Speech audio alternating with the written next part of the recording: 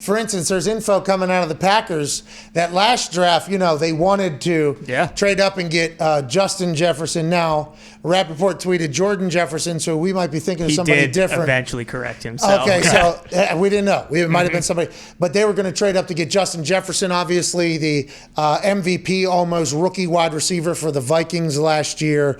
They said, we're going to trade up and do that. They're going to trade up and do something else. And then, they eventually had to trade up and get Jordan Love or whatever. Right. It's like, okay. So it's interesting when news breaks, how news breaks, narratives that might have to get shaped, because if you get 1 or 2 years removed from a draft, like for instance, the Chicago Bears one where Mitchell Trubisky was never going to get drafted. Now people are saying 2-3 years later or whatever. It's easy to kind of say like, that wasn't. It's very easy to be like, well, we were thinking about it or whatever. Like, were you thinking about it or did you scout that person? Yeah. It was just like that situation. The draft can make you look terrible down the road. But on the flip side, the draft, I think, can make people look like heroes. And now judging this draft immediately is doing a massive disservice to everything, because there literally could have been 250 Hall of Famers drafted. Yeah, that's right. Every single one of these, doesn't matter if it's an undrafted free agent, even 7th round draft pick. Shannon Sharp was a 7th round draft pick. I did not know that. He's 6'6", shredded. Yeah. How did Shannon? Nobody knows. Nobody knows how Shannon Sharp ended up in the 7th round. There's 5th round, 6th round. There's everybody could go on to be great. And on the flip side, there is a lot of, in real life, great football players, if they play tag or flag football or anything like that, great football players. But in the NFL, there are a lot of shitty football players that did not pan out in the NFL at 1 overall all the way to the absolute end of it. And that is why the draft is so electrifying, and that is why it is so awesome to watch people judge draft picks right now. It is the best. This guy changed their entire team. This guy's going to do this whole thing. And it was like, well, that guy that you're referring to has never taken a snap in the NFL in his entire life. There might be a completely different game plan whenever there's a grown-ass man on the other side for whatever reason. When money gets achieved, there might be a whole different operation. I think Dwight Freeney, whenever he talked to Kwity Paye, it was really cool, by the way, that Jim Irsay set up a phone call between those two.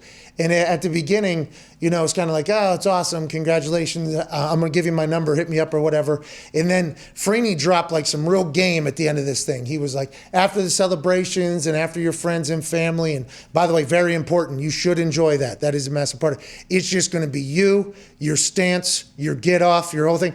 We have no idea what work ethic's about to look like for all of these guys that get drafted. There's going to be players that come out of nowhere who have a chip on their shoulder, who every single morning they're working on the most tedious parts of their game so that they can get a little bit of an advantage to become better and better, and all of a sudden they're a superstar. And on the flip side, there might be some people that get a little bit too comfortable because they got drafted and they think, I'm already there, here I go, and they get shitty. There's a chance for any of that. So I don't like doing the judging of drafting. The only one I've ever really judged hard is that Jordan Love draft pick. It was so dumb. I have no idea how that's what you do, but here we are 1 year later and finding out that it is causing a lot more stir potentially behind the scenes than we could have ever imagined. Well, that's why draft grades are just complete horseshit. You're never going to know. But did you see how the Buccaneers and also the Bears called their starting quarterback and let them know, hey, we're going to take a quarterback this year? Okay? Such a different situation there. Yeah. Mm-hmm. Okay, so the Bears doing that with Andy Dalton when he just got there and only signed him to $11 million and he's won 0 games is incredible to think about. Why? Yeah. Okay, that's incredible to think that they have that much respect and appreciation because everybody heard Andy Dalton and the Bears say, this is our guy, this is going to be our guy. The Bears probably told Andy, we did not know that we could potentially get Justin Fields. Right. He was going to be gone early, blah, blah, blah. And Andy's like, hey, listen, I haven't even been here. Yeah. You guys do what you got to do. You guys do what you got to do. For the Tampa Bay Buccaneers to call Tom Brady, 2nd round pick, last pick of the 2nd round, didn't trade up to make this move. Mm-hmm. Tom's like, hey, you got to do what you got to do. I know we got Blaine Gabbert here, but Kyle Trask could be an absolute stud.